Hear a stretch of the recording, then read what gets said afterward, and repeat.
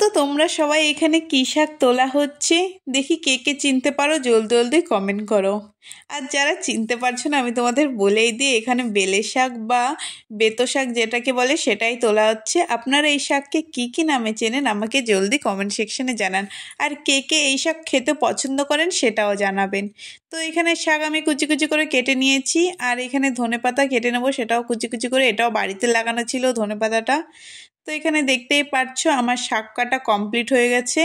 এরপরে লাগছে রসুন। আমি 4-5 কোয়া রসুন ছাড়িয়ে থেতো করে নিচ্ছি। এরপর আমাদের রান্নাটা শুরু করতে হবে। আমি তেল গরম করে নিয়েছি, তারপরে দিয়ে দিচ্ছি কুচো চিংড়ি। কুচো চিংড়িতে আমরা দিয়ে দেব হলুদ এবং লবণ। 1 চামচ পরিমাণ মতন আমি হলুদ লবণ দিয়ে দিয়েছি। দিয়ে ভালো করে আমি এটা ফ্রাই করে নেব কুচো চিংড়ি। এই মাছটা ফ্রাই করতে বেশি সময় লাগে না, খুব অল্প সময়ের মধ্যেই ফ্রাই হয়ে যায়। দেখতেই পাচ্ছ এখানে ফ্রাই হয়ে গেছে। তো এবার আমরা তুলে নেব মাছটা।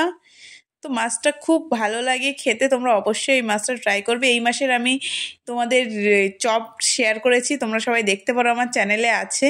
তো এবার ওই কড়াইতেই আমি আবার তেল দিয়ে দিচ্ছি রসুন, যে রসুনটা আমি আগে থেতো করে রেখেছিলাম। আর দিয়ে দিচ্ছি পরিমাণ মতন লবণ। আমি 1 টেবিল চা চামচ পরিমাণ মতন লবণ দিয়েছি। লবণ দিয়ে এবার আমি কিছুক্ষণ এটা ফ্রাই করে নেব। রসুনটা যখন আমাদের ফ্রাই হয়ে যাবে, তোমরা দেখতেই পাচ্ছ রসুনটা আমার এখানে ফ্রাই হয়ে গেছে, একটু ব্রাউন কালার হয়ে গেছে।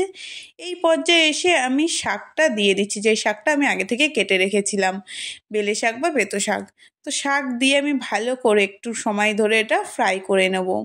এই শাকটা দেওয়ার পরেই আমাদের দিয়ে দিতে হবে লঙ্কা। এখানে আমি কাঁচা লঙ্কার ব্যবহার করছি, তোমরা চাইলে শুকনো লঙ্কা দিতে পারো, তবে কাঁচা লঙ্কাটা দিলে ভালো হবে। তো এখানে আমি কাঁচা লঙ্কা দিয়ে দেবো। তার আগে আমি দিয়ে দিচ্ছি এইখানে ধনেপাতা।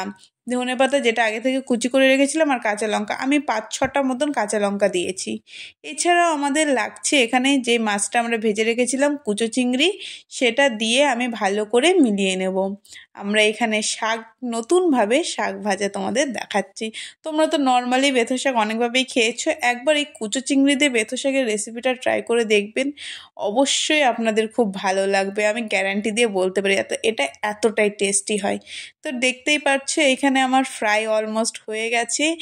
দেখবে শাকটা কমে যাবে, তোমাদের ফ্রাই হয়ে যাবে কখন তোমরা বুঝবে, যখন দেখবে শাকটা পুরো হাফ হয়ে যাবে। এটা খুব ভালো করে তোমাদের একটু সময় নিয়ে ফ্রাই করতে হবে, তবেই এটা খেতে সুস্বাদু হবে।